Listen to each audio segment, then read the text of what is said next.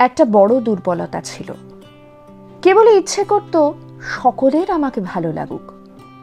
কেন যে লাগবে তা জানতাম না, কিন্তু যখনই শুনতাম কেউ অকারণে আমার সম্বন্ধে কটু মন্তব্য করেছে, অমনি ভারী কষ্ট হতো। আমার নিজের প্রায় সকলকেই ভালো লাগতো।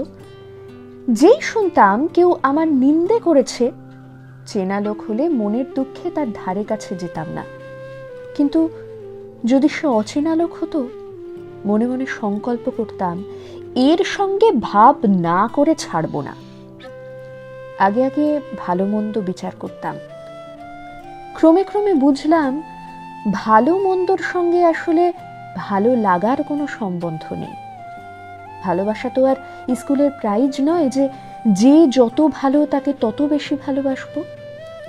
সারা জীবনে কত লোককে ভালোবাসলাম, কত লোকের ভালোবাসা পেলাম, কিন্তু এই সন্ধ্যাবেলাতেও বুঝে উঠতে পারলাম না কি দিয়ে ভালোবাসা হয়। শুধু জানি এর তুলনা নেই ত্রিভুবনে। দুঃখের বিষয়, কৈশোরে আর প্রথম যৌবনে ভালোবাসার এই না বোঝার বিদ্যেটা আয়ত্ত হয়নি।